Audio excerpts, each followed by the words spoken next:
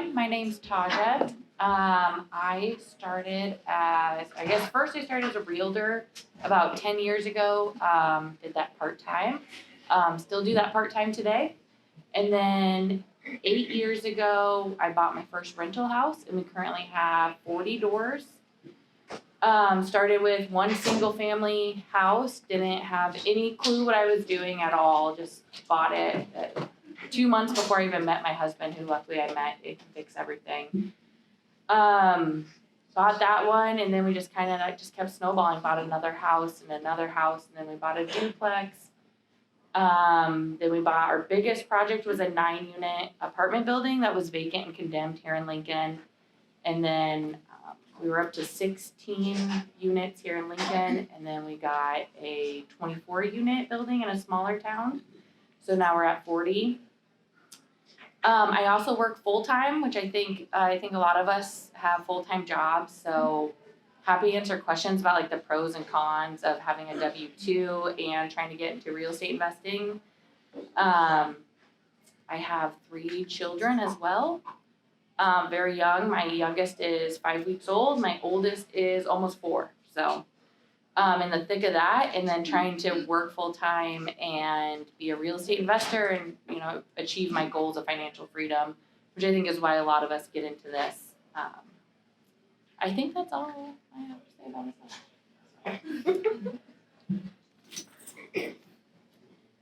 Hi, my name is Megan Ahern. I started getting into real estate in like 2015 in Southern California. We didn't get a whole lot of traction there.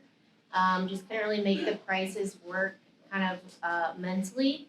And so we wanted to get in rentals. So we sold everything we owned there, moved into a travel trailer, and then moved here to Lincoln to do real estate full time, and lived in that travel trailer behind our flips for the first year.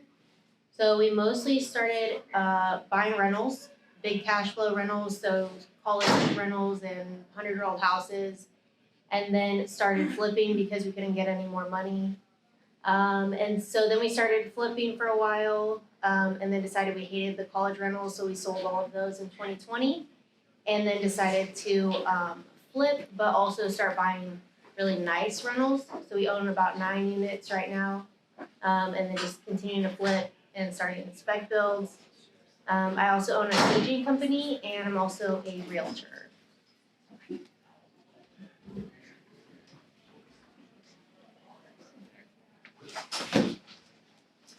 I am Andrea Trail. Can you all hear me okay? Yep. Okay.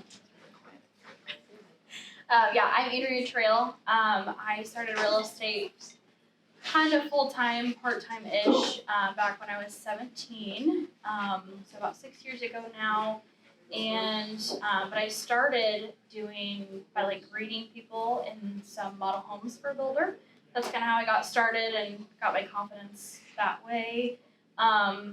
I had my first rental at 17. I was able to partner with my dad, who said, "I'm too busy, you run the show." And so I kind of trashed it all out, got it all ready, then rented. That's how I kind of got my start. Then it was a slow start from there. Then after a couple of years or a year and a half, then I started really getting into like flips and then rentals. Today I have about 10 doors. And then between my dad and I, we have about 25. And I help manage those. We self-manage all the rentals. And and I'm also an agent with LH Real Estate here in Lincoln. And been doing that for about 2 years now, and full-time real estate since I was about 19. So that's pretty much everything about me. I'm Amanda Dickinson. I grew up in real estate. My parents owned rental properties throughout my childhood. So I went with my dad to work during the summers on all his rental properties instead of going to daycare or staying home or doing other things like that. And then I got my broker's license in 2017 when I decided to manage rental properties. And I started out just managing my parents, and had some smaller houses that I took over shortly after that. And today I manage 220 units here in Lincoln, Seward, York, Geneva, and Fairmont area.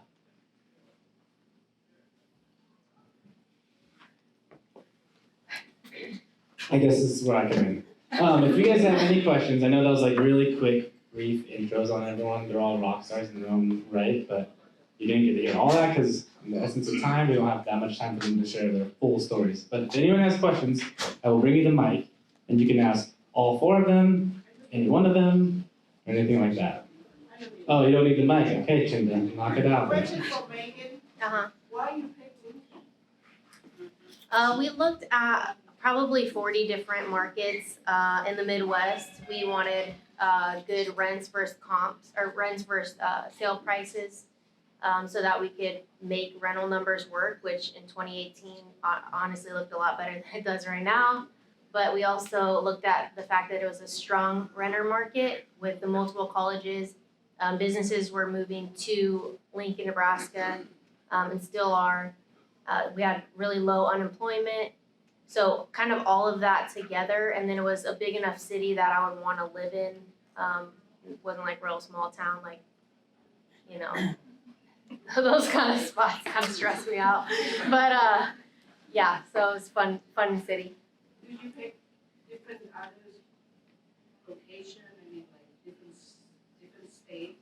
Like did you like a different 1, 2, 3? We had looked at like I said, at quite a few different ones. There are other markets that obviously have much better numbers than Lincoln, Nebraska, but do I want to live there and will I feel safe there?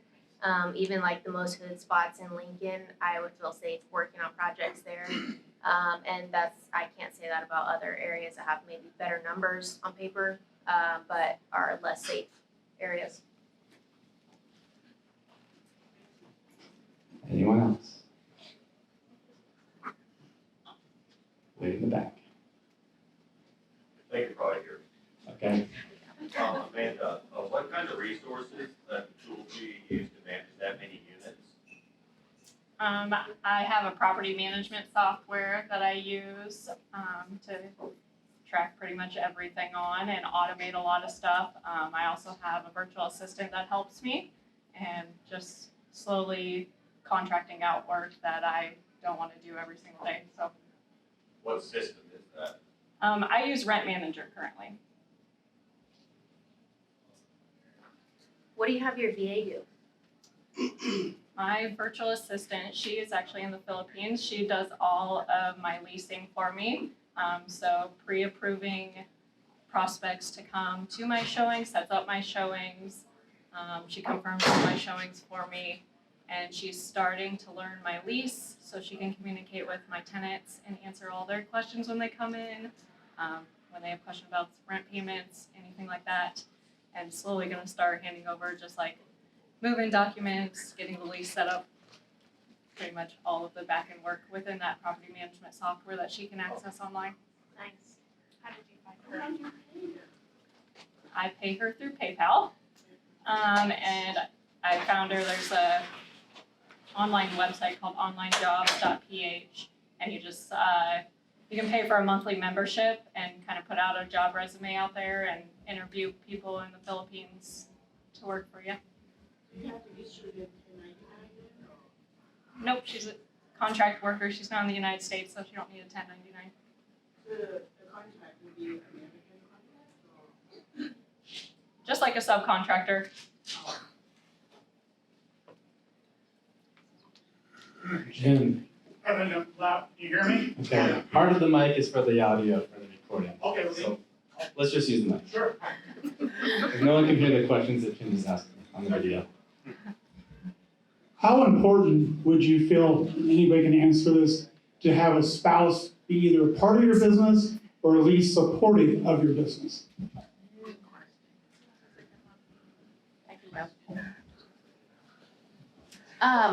I think that's probably the number one thing you need. I think all of us have put in late nights and weekends, and when you get those phone calls in the middle of the night or you come into a problem, if you don't have a spouse that's on your side, it could create tension very quickly in your relationship. And also, it's something we're all like super passionate about, so I want to share my life with somebody I can share that passion with as well. I think it's also super telling, like, we're all married to people in real estate up here, or at least has some capacity, helps with our business. So I think that's super helpful, and just even to have like the support behind you where, like, crap is gonna go wrong. Like, when you flip, you're gonna lose money on a flip, and you don't want to have your spouse be like, oh, see, I told you this was like a really dumb idea. They need to be on board too, so that it doesn't kind of tear you guys apart. Yeah, I agree 100%. I think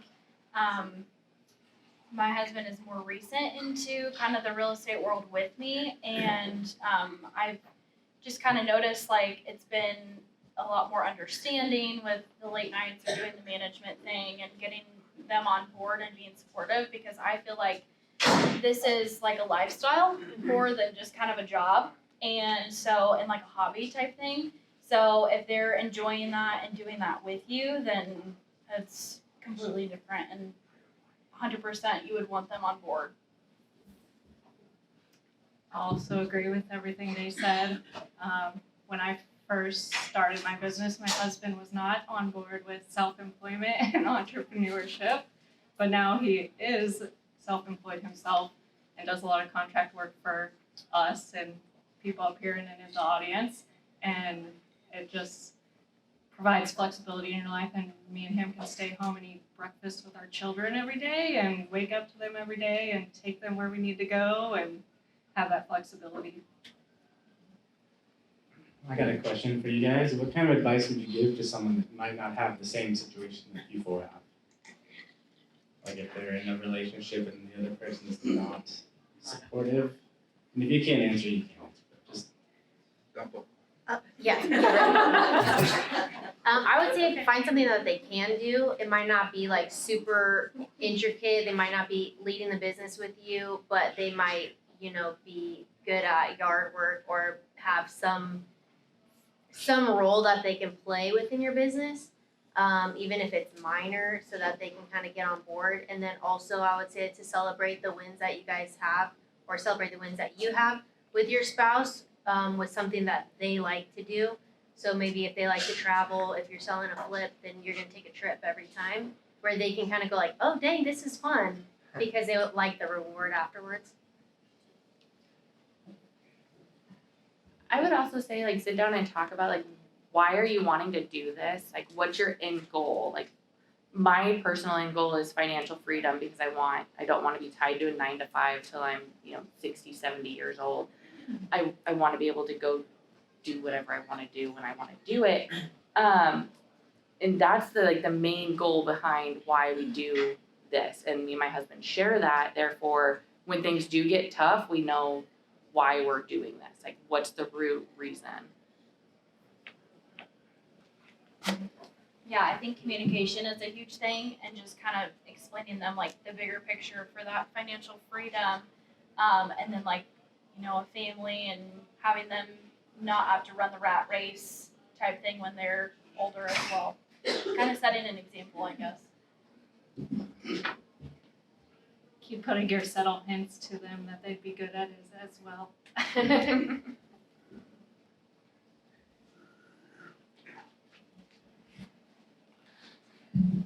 All right, ladies, first off, thank you for being here and sharing your knowledge. My question would be to those who are both an investor and an agent.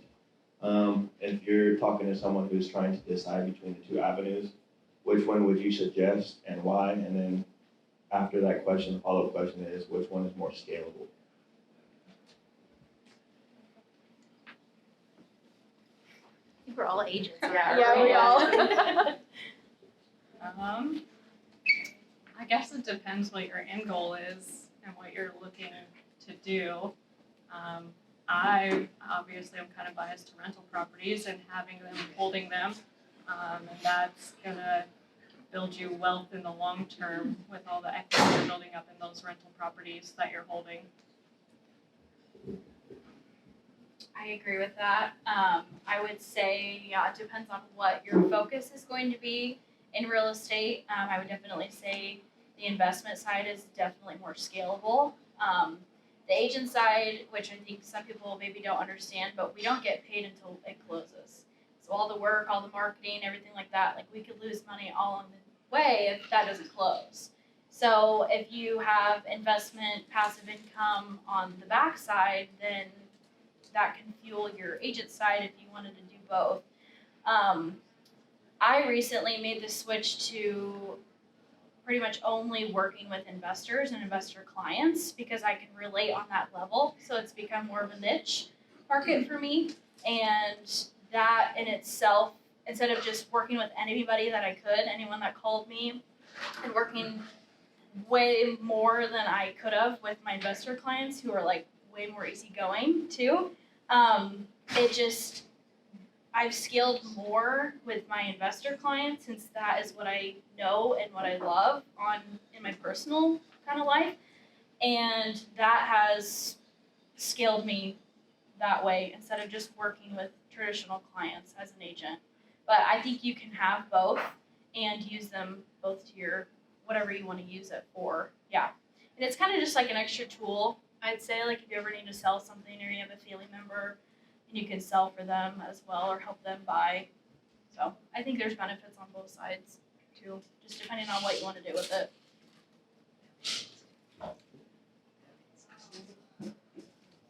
I'll add, so I became an agent first.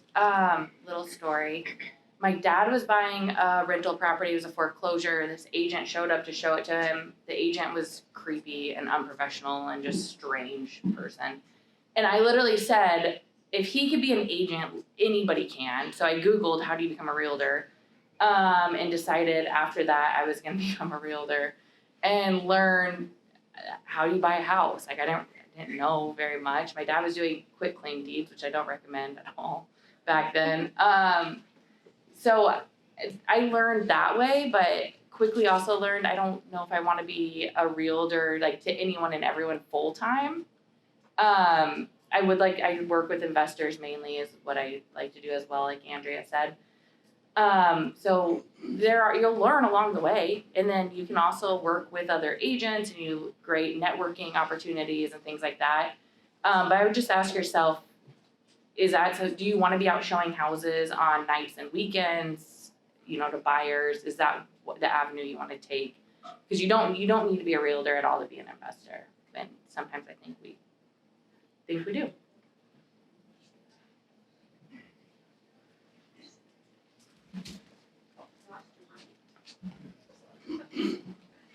Megan had mentioned the hood and Lincoln being a fairly safe city to go into. How do you feel when you go out and show property, or what is your scariest moments that you felt uncomfortable, and how'd you get out of it, and what would you do different? I have one. I used to do open houses for other agents when I first started. And I had a gentleman showing up to every open house, even though it was like in different areas and different price ranges. And finally I was like, this isn't my house, this is my stuff. And I just stood out in the driveway every time he came. Because I was like, I don't care what you're here to do. I'm going to be out here where it's safer, not by you. You definitely have to be careful out there, especially the ladies. There's some strange ones out there. I think for me, probably one of the most intimidating things is when I get like incoming calls. We do obviously a lot of outbound marketing, and we do cold calls and text blasts and things. But when somebody calls in from either my website or my Facebook, business Facebook, I know that they've already probably seen my face and seen videos of me or whatever, and they probably assume that I have money. And so when they're like real quick, like, hey, yeah, I have a house I want to sell, and they're saying like all the right things, like it's almost too good to be true. There's been multiple times where I'll text Jeff, because I go to those appointments, those seller appointments where they're probably desperate for money and all of the things, vacant houses. So I'll text Jeff and I'll be like, hey, if I don't pop up in the next 15 minutes, probably look for my dead body here first. But you probably should carry or something as a woman here.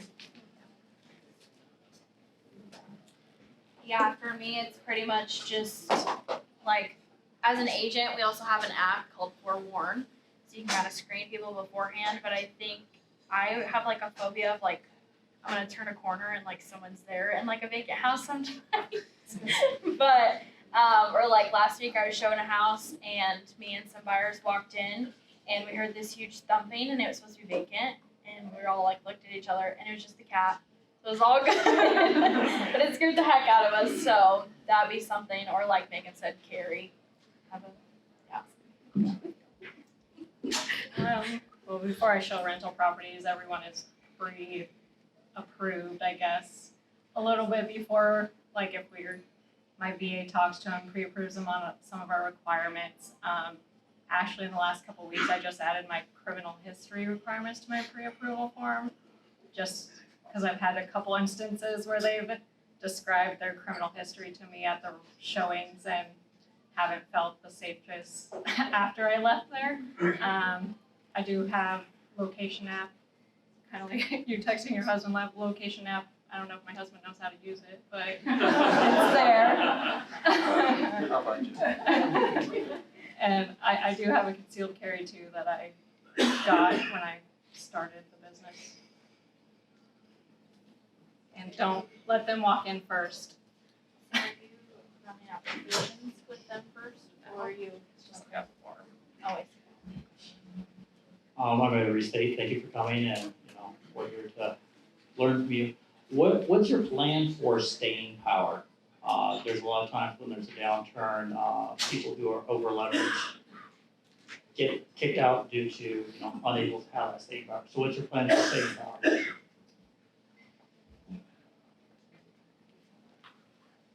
I would say that I'm pretty over leveraged.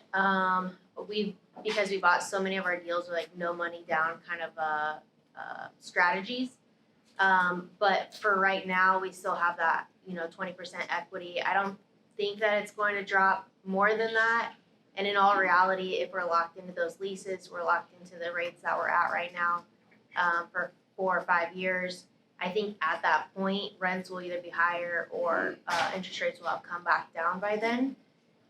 So at this point, we're just kind of continuing to build cash, pay off bad debt, and then just really be wise with what we're purchasing and try to be like more conservative than we've been in the past to build in extra equity and extra cash flow.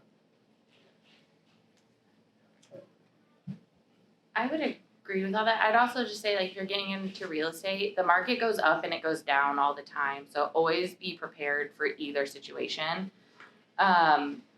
I don't think we did a lot of no cash deals in the beginning, but then they appreciated very well over the last few years. There's a lot of equity that we haven't touched. And I also had lines of credit set up, kind of hoping that the market completely tanks. I was 18 when the market tanked last time. Like, I'm actually ready to go this time if it were to happen. But just be prepared for both situations at all times.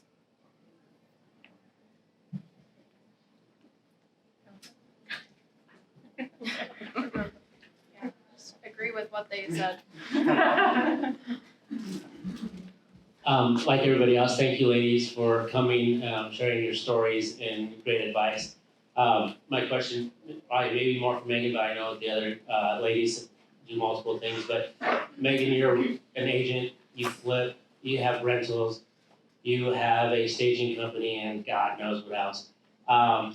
But what do you think, or what is your advice that you feel that in order for somebody to have multiple streams of income like that, what are maybe the top 2 qualities that you think that we would need to have or make sure that we kind of concentrate or work on to be able to handle things like that? I actually don't do anything. That's the real key to all of this, right? So Jeff does everything, and then I just get to smile and look cute. But yeah, mostly that, delegate everything. I think that's probably the #1 skill. I used to run grocery stores, so for me, it was just you go around the grocery stores and you're making sure that everybody's doing what they're supposed to be doing, and then just kind of making sure everything's going smoothly. You're not actually packaging meat back there, right?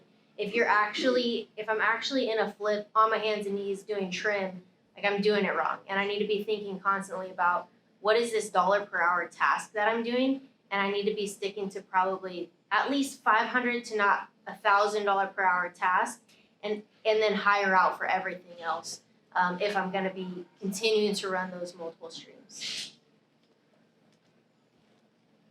And can you guys speak into the mic a little more whenever you talk next? This is a little quiet back there. Thank you, ladies, for coming tonight. My question is what has your financing looked like? How did a W-2 play into that or didn't play into that? And how has that kind of evolved through your transaction?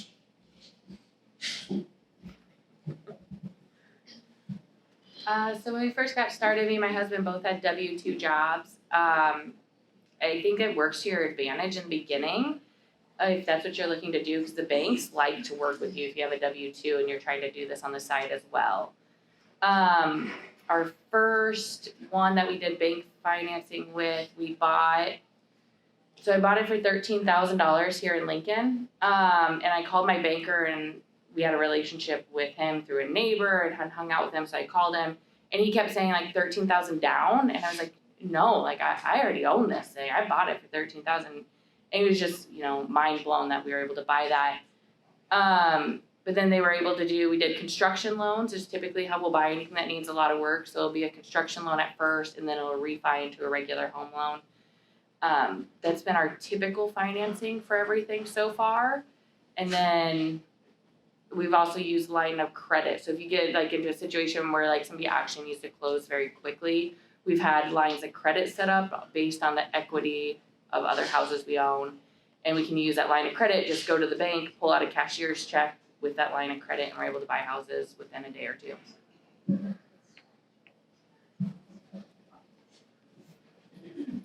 I would say too, as someone that really doesn't have a W-2 and came here with no real income per se, you just kind of have to do what you can do. We've used millions of dollars of Josh Nix's money, hard money, and just, bite the bullet, pay the interest, and at least if you know those costs going into your deal, you can factor it in the way you would any other cost and still make money on the backside. But as you make money in real estate, if you don't have a W-2, you need to show it on your income taxes. And I think so many people get into this kind of pickle where you're like, I don't want to pay taxes, so I don't want to show income. But if you want to look hot for the banks, you're going to have to show some income and kind of bite the bullet and pay the taxes, or they're going to think that you're not making any money and not want to lend to you. I have money. Family members, that's how I got started. My dad helped me with the first one, and then we kind of he helped me learn we bought it with cash, and then learned the refinancing process with that. And then my second flip, my mom loaned me the money for that one, and then just paid her back with the interest on that. And then with that cash from there kind of helped me going, and then with that relationship, I would say with getting loans, having a grantor, which would, like, my dad really helped with that. Otherwise, like they were saying, show that you have money and have made money in this, and I think that'll get you a long ways. I got more answers for you about rental property management than these topics, so property management question, I'll answer more. Question over here. Thank you guys for coming. All right, 2 questions if you don't mind.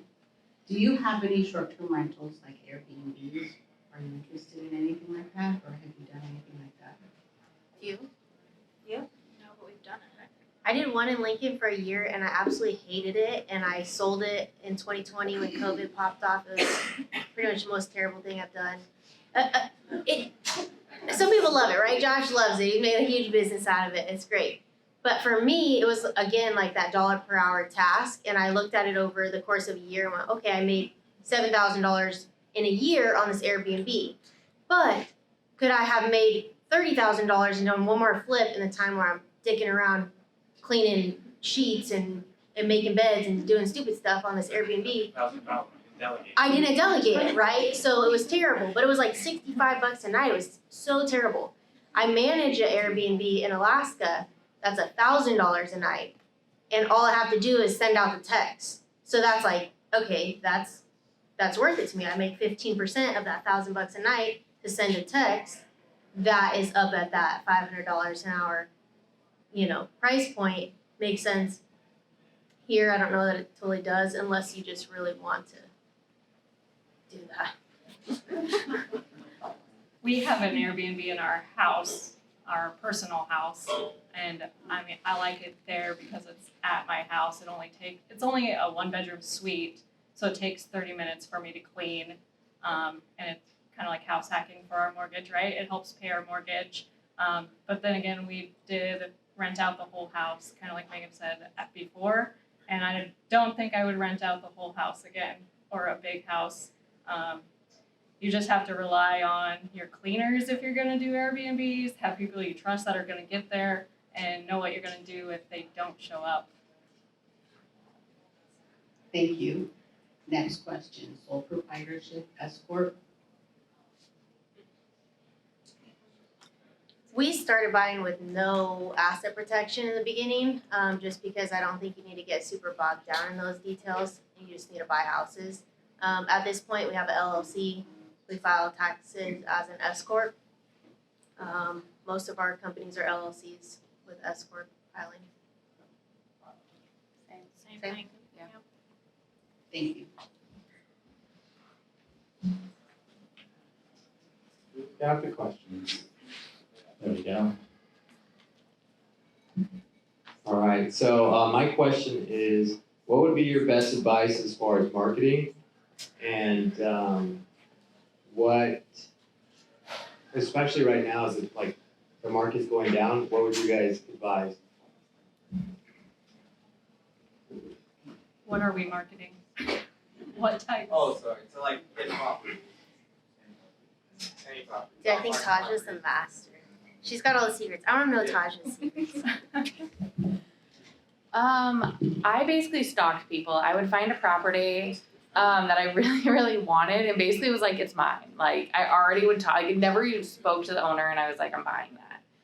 And then I would call everybody I could find, Facebook message everyone I could find that was related to that person in one way, shape, or form.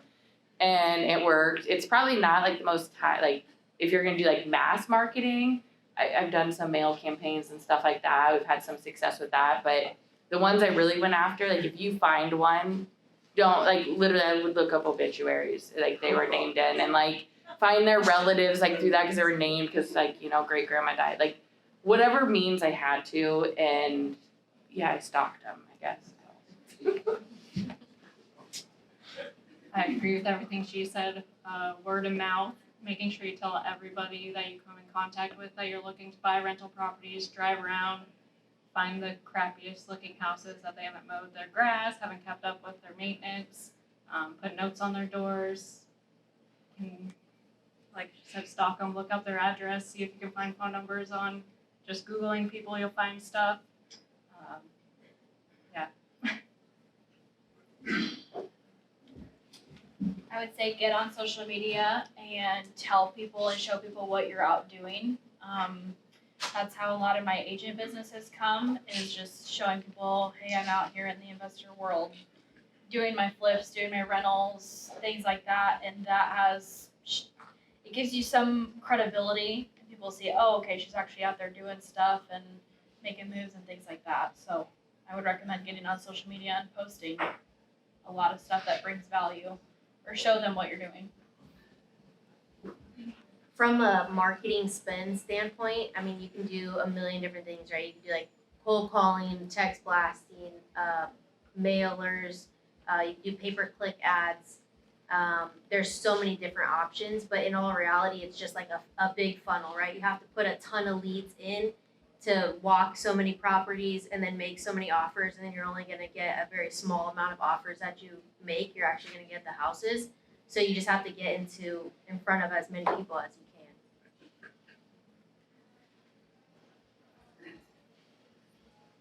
can. I got a question. What was your biggest failure and what did you learn? Sweet baby Jesus. If you're like me, you have lots of them. Huh? Start down there, this guy.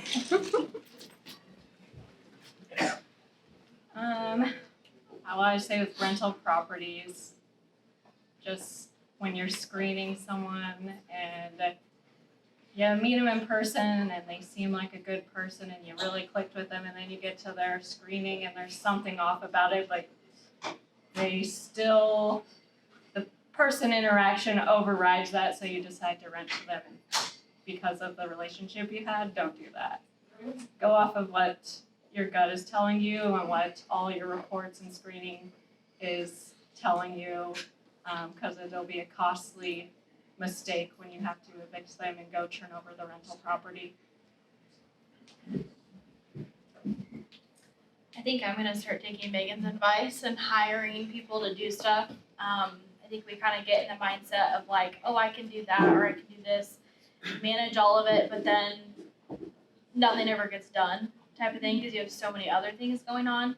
I do a lot of that, and we need to start hiring out things, and stuff just takes longer than it should. So that's kind of my failure overall. I lost 20 grand on my first flip, so that was probably the most amount that I've lost on a project. In all reality though, I did a flip last year that we probably about broke even. We made commissions on both sides. So I don't know, maybe we made a couple $1,000 off of it. But it took me about a year. It was my Calvert house. I really pushed it on Facebook. Probably a lot of people in this room have been here. And on the flip just alone, I think I lost about 6 grand on it. But I worked on it for a year, and it was one of those projects that just took my blood, sweat, and tears. Almost went broke over it. I ended up putting $175,000 into the rehab, and just totally over rehabbed it. It was the most beautiful freaking thing I've ever done. Community service project, you know what I'm saying? But it was so taxing mentally and emotionally. And if I don't care about the 6 grand, the amount of brain power and like emotional distress that it put me into, and the opportunity cost of spending all that time and trimming it out myself to try to not lose more than that, and just stupid stuff. I feel like the opportunity cost is what really killed me, and I knew, I walked it with Anthony before I listed, and what I said, I wouldn't pay more than $150 for it, and then it listed and I paid $190 because I go, and so, I'm an idiot. I would have made money at $150. So just stick to your numbers for sure. Oh, my husband's gonna cringe when I start telling this. So we bought a house. We weren't exactly in agreement on buying this house, but we had, he's like laughing. We had 2 different buyers who were interested in it before we closed. The first was they're gonna knock it down, we're gonna build a duplex. It is like duplex lot perfection, right? Until we went to the city, and the city was like, yeah, no. And we're like, but why? And they're like, because we said so. And that's pretty much the only answer we ever got from them on that. I'm pretty sure they're gonna like eminent domain the property eventually and widen the street is probably the real reason why, but they wouldn't tell me that. Then the commercial property that literally I could stand in the kitchen and I could have thrown a rock and hit this commercial building across the street. They wanted it for extra parking. They were just gonna tear the house down, just be a parking lot. And I was like, perfect, the city will not say no to that. Yeah, they did, they said no. And now I'm stuck with what's legally a 2-bedroom house. Like, it was a 1-bedroom and like a weird large closet. And we had to now fix it up and sell it. Like, we had to do something with this. It had some fire damage. And we didn't make any money. I never did the numbers to see if I lost money, but like, we certainly did not make money on this thing. $2 what you made? Not including any time or effort or anything we put into it. So that was our biggest mistake. Always check with the city before you just assume that they'll let you do something. And be on the same page with your spouse before you buy something. That's what I learned.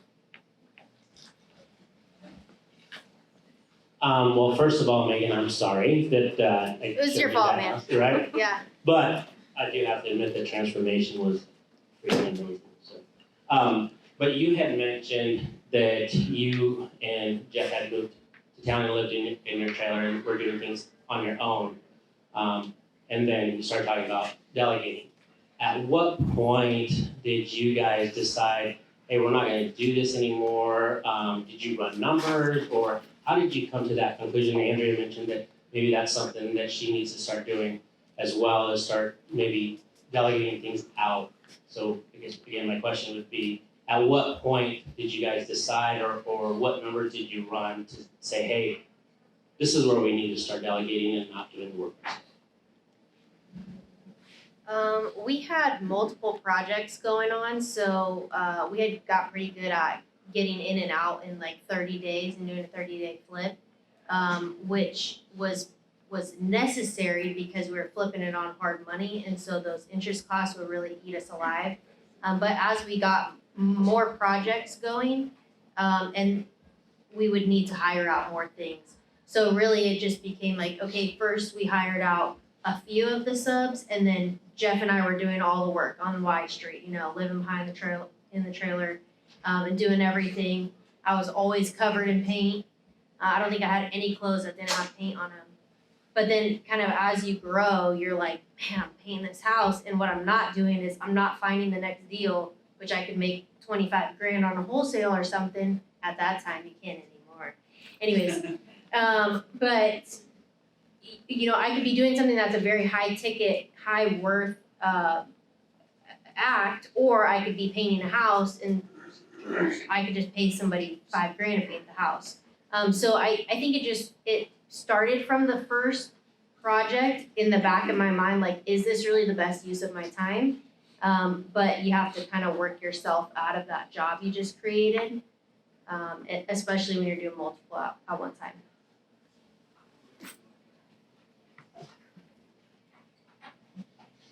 Who else has got a question? I'm coming over there.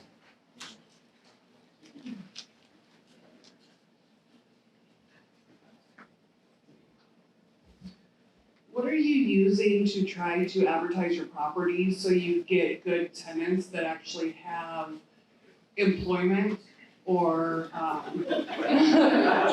no evictions? It seems like the last couple of years, we're showing so many houses, and then when we're getting the applications, the income's just not there.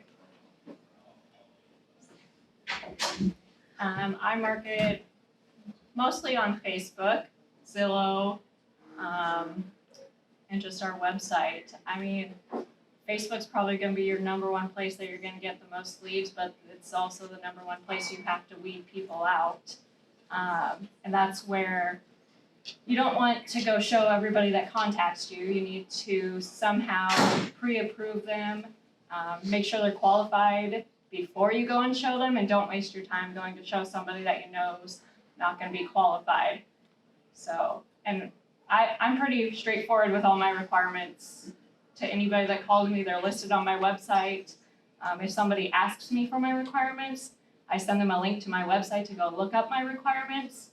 If they're not willing to go look up my requirements, I don't know if I want to have them as a tenant. If they don't know how to follow instructions, then go find that information out for themselves to begin with.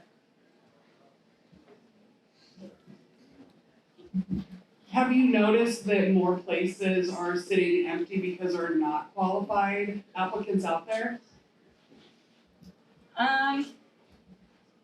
I would say I don't think so. I would say you do have to do a lot more research and more showing these last couple years through COVID, because there's a lot of free money out there, and you have to weed out the people that use the free money for the last 2 years. And I mean, I would make sure they can prove that they have a pay stub before you even go anywhere, 6-month employment, or can show you some bank statements or something with their deposits in it. I try to have most of my places only sit open for like a month, so during the winter it can be longer than that. But I guess just making sure you're out there, your ads are always consistently out there. I do, instead of reposting or like renewing my ads out there, I delete everything and repost them again, so they go back up to the tops of the lists, because I'm not sure if they really do go back up to the top when you just renew ads. Have you guys noticed that there's like a huge uptick in rentals on the market right now, like on Zillow? You notice that? Just me? Well, I don't know if it is because Zillow, they're not charging anymore. They were charging. Yeah. They were charging like quite a bit of money for your listings, and now they're not charging you to list. for the premium, you pay $29 for like 90 days or something for an ad now, but I don't even pay that. It's not worth it. It doesn't get you more leads. I was also just gonna add, I always list all my requirements, especially on Facebook and other places, right on the ad of what I'm looking for. And then I turn the comments off if you're posting it other places, outside of Marketplace, because you'll get bombarded with people saying you're a terrible person for requiring these things. For our management, we use the software Appfolio. And we kind of just hit a button, post to the website, and then post to the internet.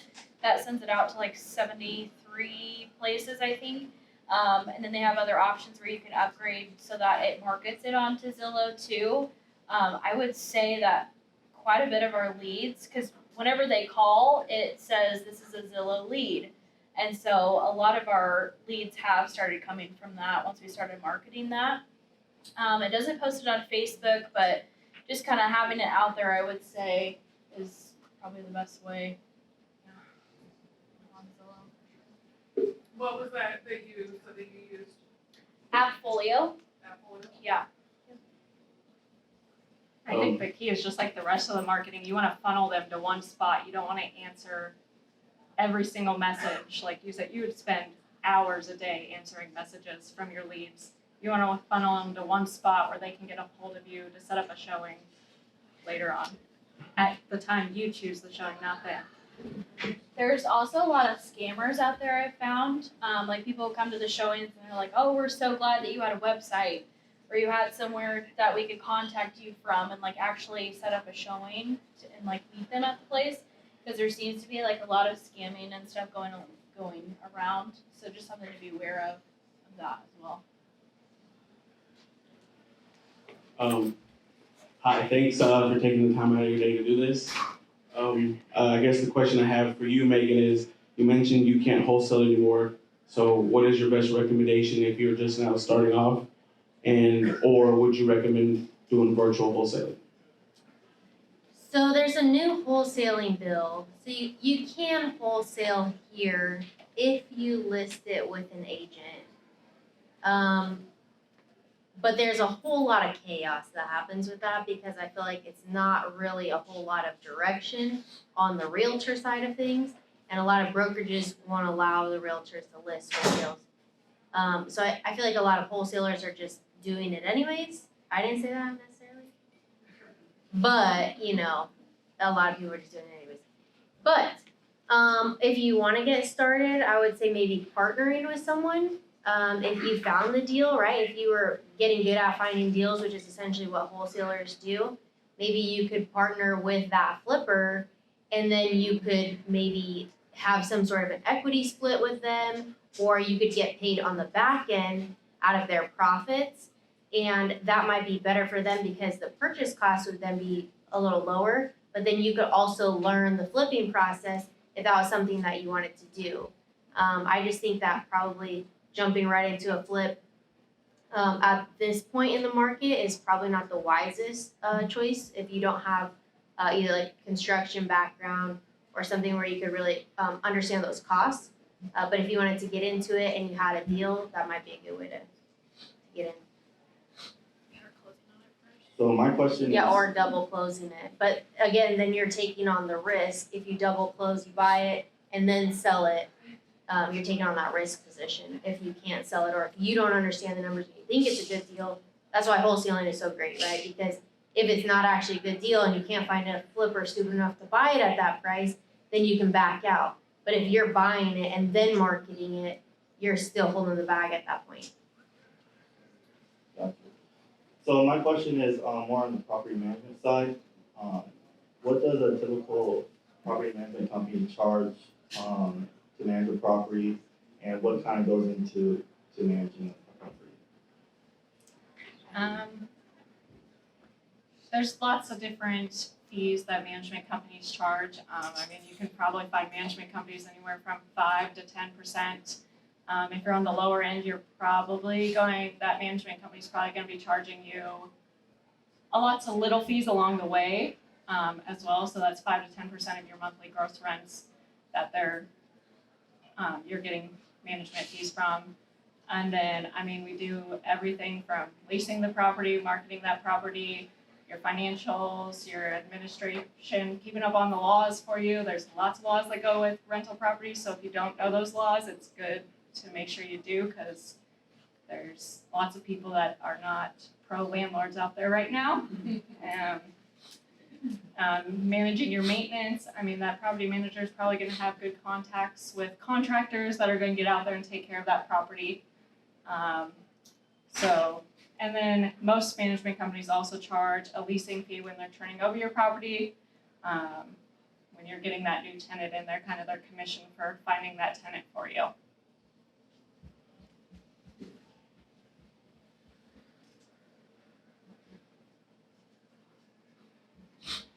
Hi, I have two questions if you don't mind. So first, for Megan, since you moved from California, so did you have any trouble for hunting deals because you did not have any local connections? And for other ladies, did you benefit a lot in hunting deals because you have a lot of connections? For me, yeah, that was a problem at the beginning. Like I would talk to Josh Nix and be like, but how do you find your deals? And he'd be like, oh, they just come to me through my network. And I'm like, but how do you market them? And he's like, I don't have to do that because he has a lot of connections. So that's been my thing the last 5 years. I network like crazy. I know a lot of people in town now. Jeff knows a lot of people in town through church and different activities that we do. So now a lot of our deals come that way, and then also just our social media and really kind of creating a brand from our Acorn properties to say like, hey, we're doing really good work, so that agents know who we are and know the work that we do. They bring us deals sometimes. Our contractors bring us deals now sometimes. So that's helpful. But at the beginning, it was a lot of MLS deals, buying wholesalers deals, and then just doing that paid marketing, cold calling or bandit signs or whatever it is.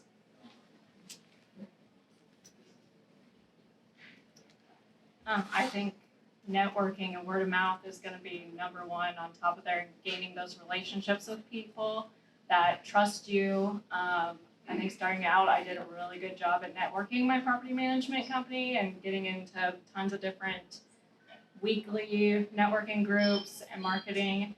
And then once I got clients that trusted me and knew that I was doing a good job, you kind of can maybe not go to as many networking meetings and stuff because your word of mouth is getting out there of the good job that you're doing, and your own clients are going to be referring you out to everyone instead. So Yeah, I would say word of mouth for sure, and just, I mean, it's a lot of work in the beginning to attend every single thing, but it will pay off in the long run. I'll just also add, social media, just like, and it doesn't have to be like, we're not saying like, go like start like, get your ring light and like start doing TikToks, like just post on Facebook so like your friends and family or somebody that you kind of know sees that you're buying properties and like, they have grandma, cousins, somebody has a house that needs work and like they'll think of you, so. Thank you. And my second question is, I read from news that the Metro Omaha area will become a 1 million population city by 2025.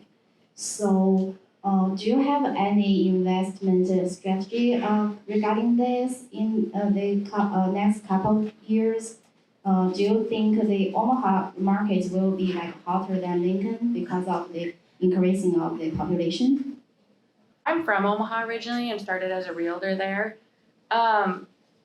Omaha is probably growing numbers-wise more substantially than Lincoln, but Lincoln is also growing.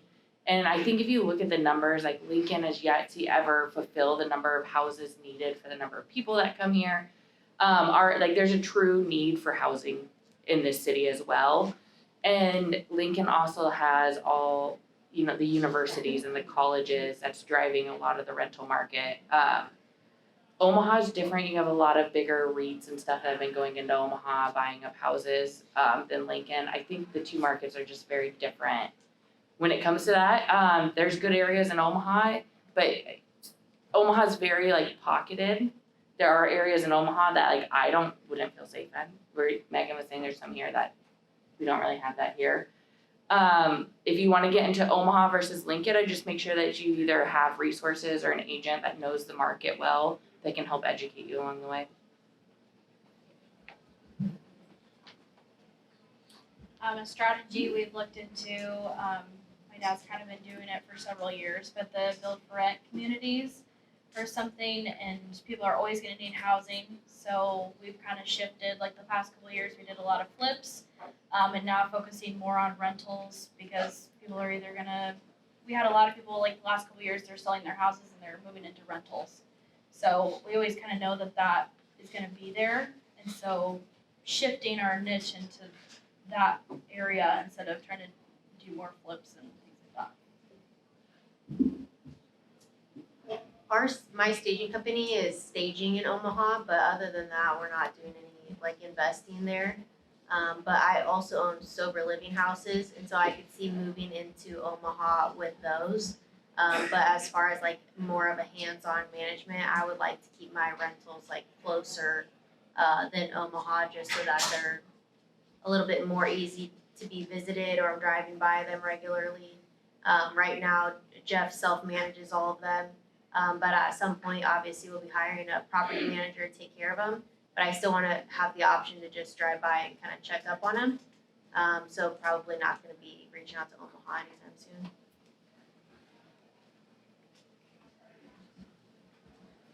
This question's for Megan. Ken mentioned earlier that you guys,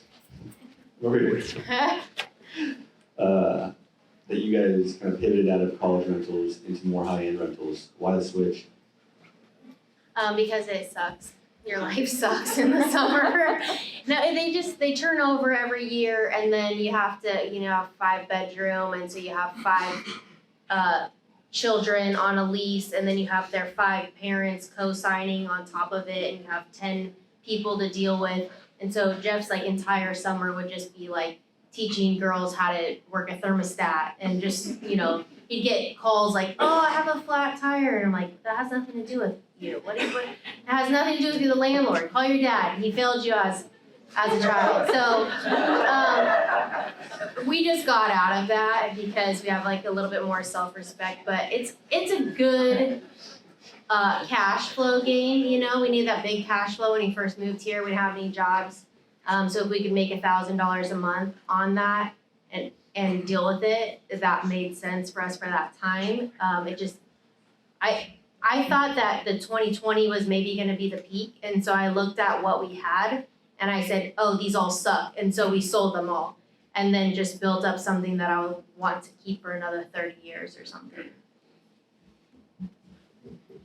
And I actually disagree with what Megan said. I like my college houses, and I like that I have 4 students on a lease with their 4 parents, and when I get a call for a party or something got damaged, you can email their parents, and their parents are going to take care of the situation for you instead of having to deal with the tenants. And lots of times the parents are the ones communicating with you anyways on a student housing. You can price student housing more than a family can afford, just based off of universities that are in town and what they're paying for rates for their housing there. Lincoln is a great place for student housing, that you don't have to necessarily be close to a campus to have student housing here, because we all drive cars. Everyone drives a car to get everywhere here, so you don't need to be within walking distance or biking distance to a campus as well.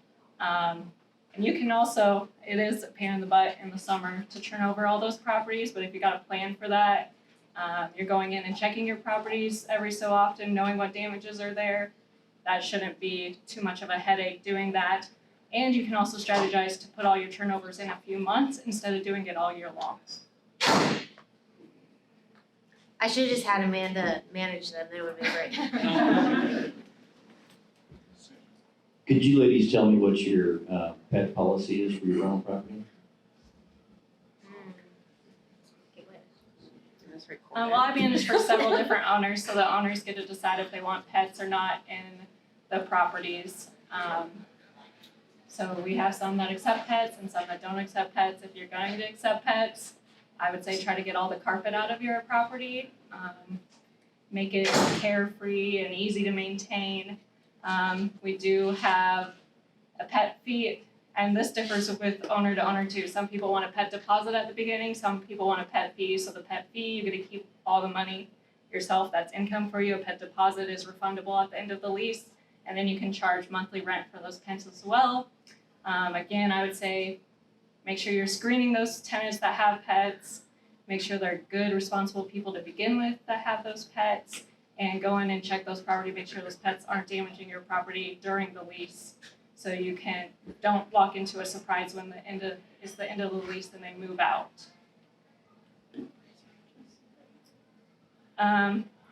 So for the deposit, a fourth of a month's rent upfront, pet fee is $35 a month.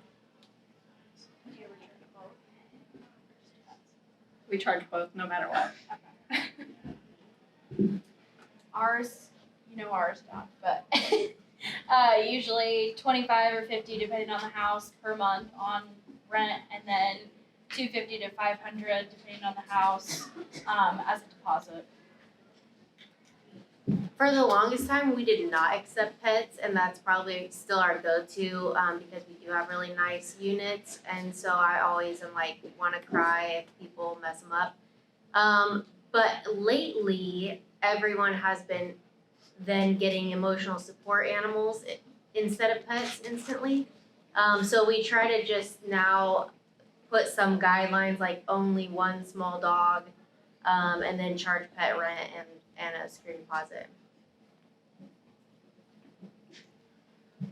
We also do the pet rent, and apparently I need to raise my fees and do a deposit. I try really hard to keep dogs out of units that have shared walls, so any of my multifamily stuff just for barking complaints. But then again, you get into the emotional support animal, so you might as well just charge for it up front, and then magically they just have a pet instead, so that's where we're at.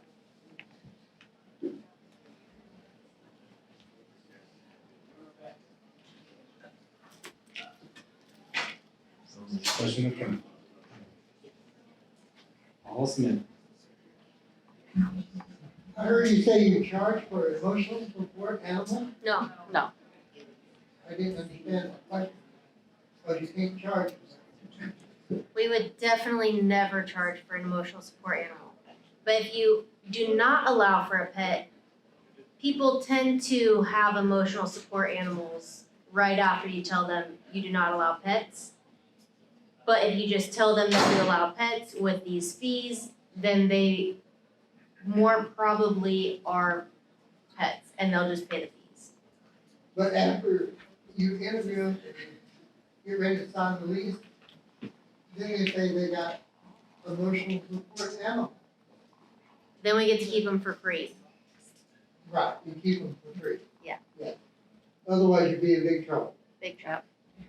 Another thing you can do is require them to have a physician's note on why they need that animal.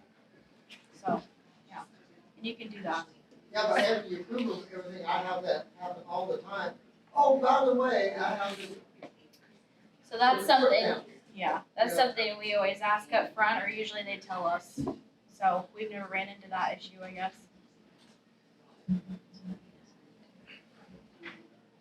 So I have a question about just like the new market and like how has your buying behaviors changed with this new market?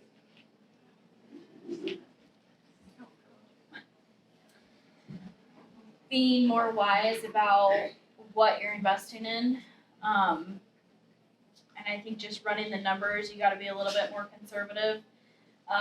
Even within the past couple of months, the numbers have changed. Like if we're going into like list a house, like usually we would look at like 6 months, but now we have to look at like what's sold in the last 2 to 3 months type thing. So just mostly just being aware of what other things are going in the market and talking to other people, kind of seeing what they're doing type thing. Yeah, I think we're seeing a little bit of a downturn already, or at least a softening in the market. So we're still buying, we're still flipping, we're still wholesaling, we're still burring.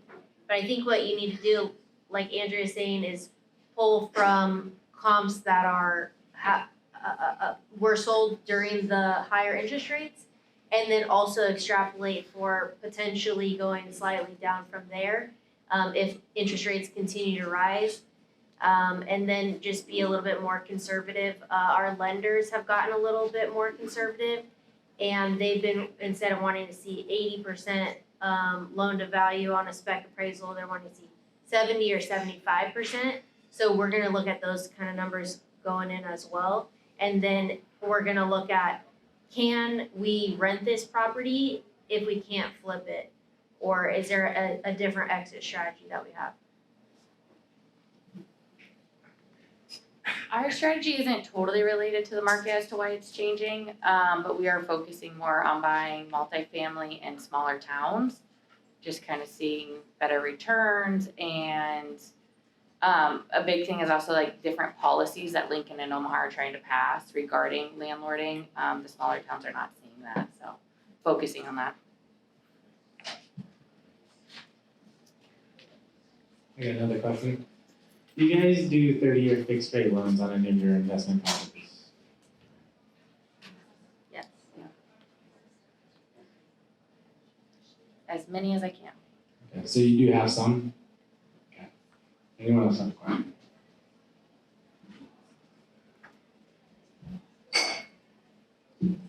I'm curious what you look for in neighborhoods, and I'm thinking specifically about, I mean, obviously the universities or the student housing, and I kind of know the flips, so the question is more at those high-end, nicer rentals. What are you looking for in those neighborhoods that help you decide this is where you want to be? For me, from a high-end rental, so they're saying? Yeah. I think because we're trying to stay away from the student rental situation, we're trying to go a little bit farther from the college. We're also trying to stay out of the 5-bedroom market because I think most families don't need that many bedrooms. So probably like South Lincoln, and then 3 to 4 bedrooms is kind of usually what works. And for that, we're not usually getting as incredibly high of cash flow as maybe you would in a cheaper area. But for us, that's more of a long game play than, because we have multiple streams of income now. We make good money as realtors, make good money staging, make good money flipping. We don't need the cash flow to live on anymore. And so we're kind of just plowing those profits from our very active income businesses to rentals that we want to keep for a long time. Like, would I want to live there? Kind of, that's the gauge, I think. And I think with your larger student housing rentals, they're usually older homes. So with older homes, you have more costs with your maintenance, your HVAC, your plumbing, that you're calling out more often, that you have to fix along the way, whereas newer homes or more of a ranch style house or something like that, it's not gonna have as many of those obstacles to deal with during the life of the property as well. You'll probably have a lot, when those systems go out too, you're gonna have a big cost to replace all of that as well.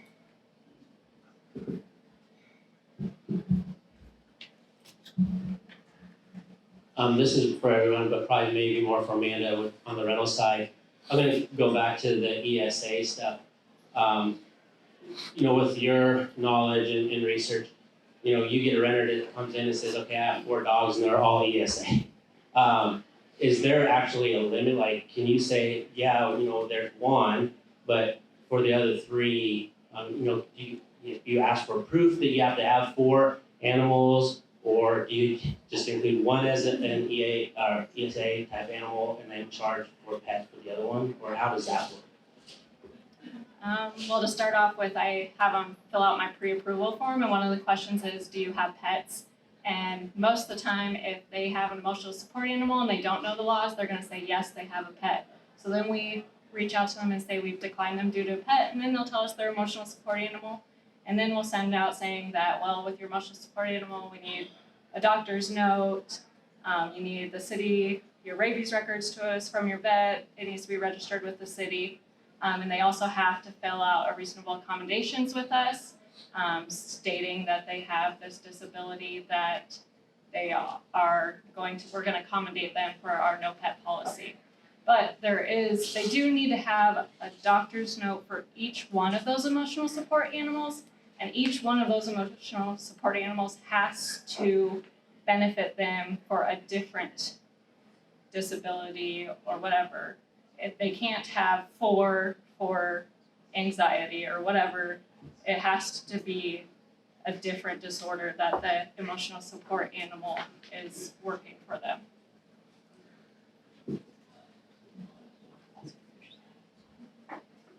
Go.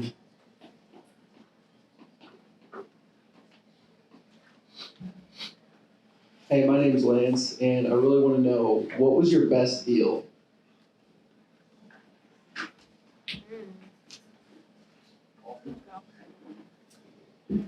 We did a flip down in Beatrice, and it made us 70 grand. And we did mostly just cosmetic stuff. Then we 1031 that money into another house and made another 15 off of that. So within like 2 months, we made all that money. So that was probably our best deal.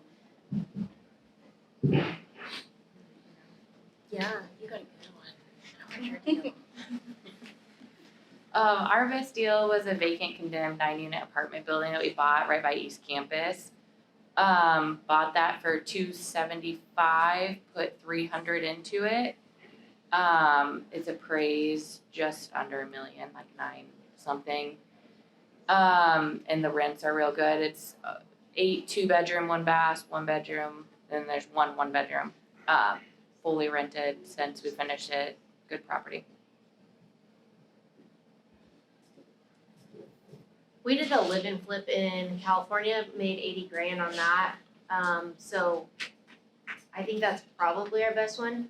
Although I just sold a rental this year, or I guess last year, which was the first rental we bought here, and it was just the worst deal. Like, we overpaid for it. People in town were like, "This girl from California just buying this crap for too much money." 55 grand we bought it for on Y Street, and we put another 55,000 into it. So we overpaid for it. I thought it was gonna be like a $35,000 rehab. We ended up putting 55, and just did like a cash out refi to have a loan on it for 90,000 or something. But it just cash flowed hand over fist for the last 4 years or whatever. And so when we pulled a lifetime P&L after selling it, we ended up making, I think, $150,000 or something on that deal between cash flow and pay down and selling it. And so it was just the most boring deal that was bought wrong, but I feel like real estate is so forgiving if you hold on to it long enough. I think if you're trying to start out and invest in real estate, I think the best deal would be to find something that you can live in, a duplex, or even if you have a house that you can put an Airbnb in and have that pay your mortgage, or have a house with a couple bedrooms, get some roommates, pay your mortgage so you can free up your cash to do other stuff later on.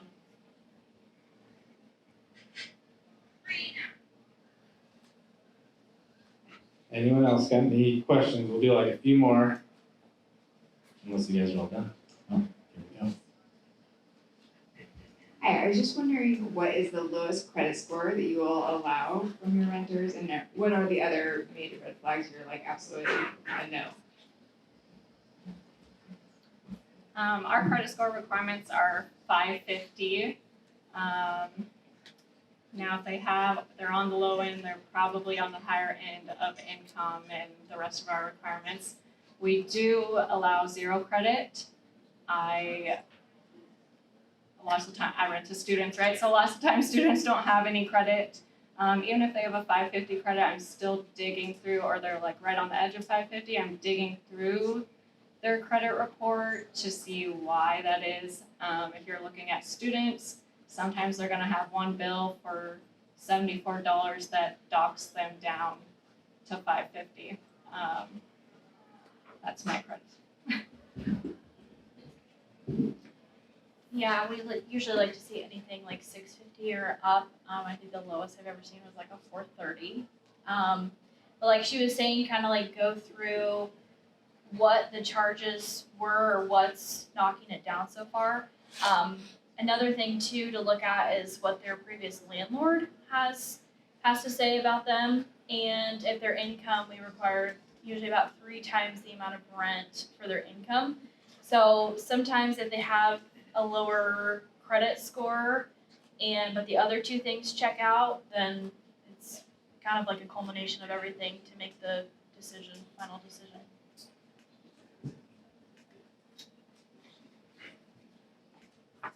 Same, yeah.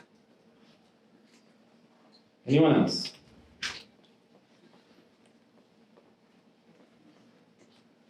Okay, sounds good. Do you guys want to have one last words of advice that you want to share with everyone? Maybe something like your big nugget you've learned over the years?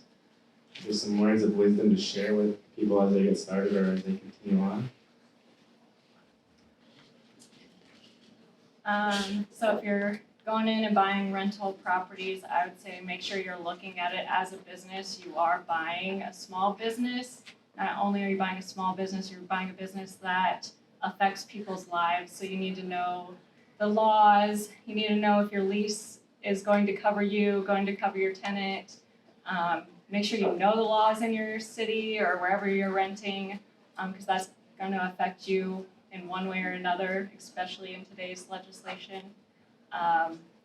And make sure you have a game plan, like make sure you have your screening set up, just make sure you have procedures for everything.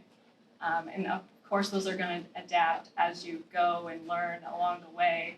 But don't just jump into buying a rental thinking you're going to throw someone in there and just get monthly income every month and not have to do any work, because you're probably going to have to do more work and headaches when you start out that you didn't realize, and maybe more than your W-2 job that you're also at while doing that.